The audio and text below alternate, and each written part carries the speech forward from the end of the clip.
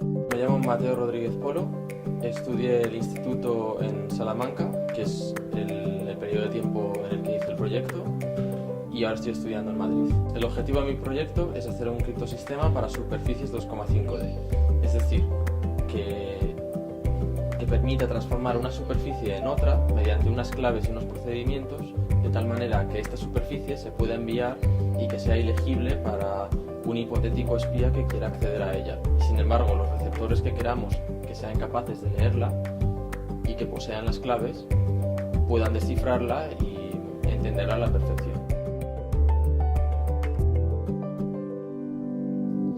La herramienta de la que se basa la criptografía son los criptosistemas, que son un conjunto de procedimientos, algoritmos y claves que permiten modificar un mensaje en otro de tal manera que éste sea ilegible para todo aquel que no posea la clave. Se presupone que el emisor y el receptor poseen la clave antes de la comunicación y con esa misma clave se cifra y se descifra el mensaje. Existen criptosistemas para muchos tipos de archivos como texto o imágenes, pero en concreto el tipo de archivo que el criptosistema desarrollado en este proyecto cifrará son superficies 2,5D. Aquella superficie definida por una función bidimensional inyectiva, es decir, que la fibra o preimagen de todo punto sea un único punto.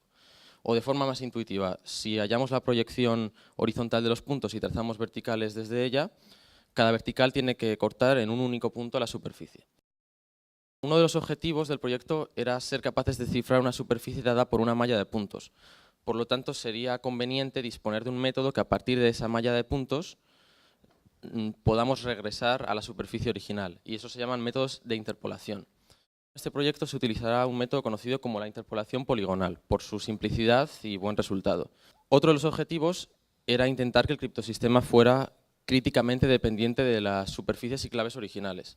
Para ello es muy conveniente el uso de sistemas caóticos, que son aquellos sistemas que dependen precisamente críticamente de las condiciones iniciales. Una representación de un sistema caótico en nuestro entorno podría ser una mesa de billar o un cubilete de dados, ya que una pequeña variación en la fuerza y ángulo de tiros iniciales puede dar lugar a resultados muy distintos. La función f es caótica, presenta un carácter caótico, si para dos condiciones iniciales tan próximas como queramos, podemos hacer que se separen todo lo que queramos, siempre que apliquemos a cada una de las dos condiciones la función f reiterada n veces. Ya paso a explicar la estructura que tiene el criptosistema desarrollado.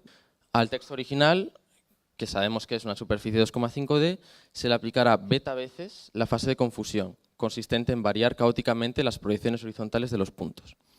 A continuación, una vez la fase de difusión, que consistirá en variar las alturas, y de nuevo se seguirá esa especie de bucle, beta veces la fase de confusión y una la de difusión, otras alfa veces. Los números beta y alfa son parte de la clave, son el número de iteraciones de la fase de confusión y difusión respectivamente, y evidentemente cuanto mayor sean, mayor será la seguridad del criptosistema, pero mayor serán las necesidades computacionales para ejecutar el criptosistema. Por ejemplo, si partimos de esta malla de puntos aleatoria, el primer paso será proyectarlos horizontalmente para ejecutarles la fase de confusión. Se variarán caóticamente las proyecciones horizontales de los puntos, con lo cual, como se quieren variar dos coordenadas, se necesitará un mapa bidimensional y que además sea caótico. Con estas restricciones en mente, se escogió el CADMAP. Para cualesquiera AB, el determinante de la matriz es 1, lo cual implica que el CADMAP va a ser siempre biyectivo. Y esto es una condición necesaria para poder utilizar una función en criptografía, ya que es necesaria la existencia de una función inversa que el receptor pueda utilizar para volver a la superficie original. A continuación, se lleva a cabo una vez la fase de difusión, que, como ya he dicho, consiste en variar caóticamente las alturas de los puntos. Como la altura es solo una coordenada, se necesita un mapa caótico unidimensional, y para ello se escogió el TentMap. Utilizaremos como mapa para cifrar en la fase de difusión el inverso del TentMap y para descifrar el TentMap original.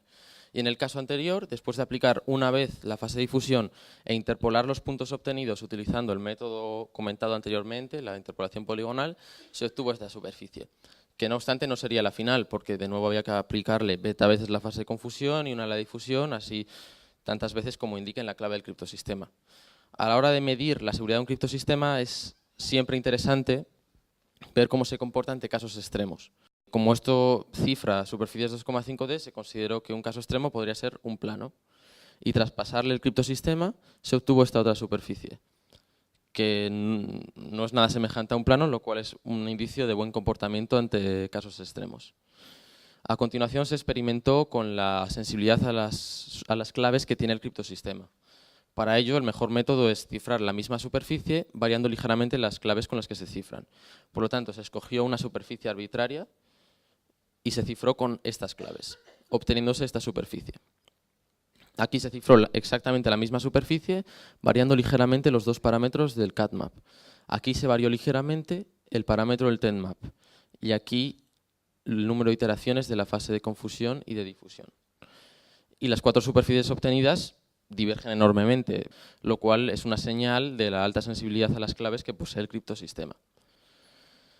A continuación se experimentó con la sensibilidad a las superficies, que es aún más espectacular porque se cifraron 2 superficies prácticamente iguales, en concreto las dadas por las funciones seno de 10xy y seno de 10xy más 0,01, y tras pasarles el criptosistema a las 2 superficies se obtuvieron estas 2, que de nuevo no guardan ninguna semejanza aparente y bueno, de nuevo es una buena señal de la sensibilidad a las superficies que posee el criptosistema. Podemos decir que los objetivos iniciales del proyecto se han cumplido, ya que el criptosistema es capaz de cifrar cualquier superficie 2,5D, ya sea dada por una malla de puntos, como en el ejemplo que he mostrado anteriormente, o bien por una función generadora. Además, cifra satisfactoriamente casos extremos, como hemos visto, y por último, tiene una sensibilidad alta a las superficies y a las claves.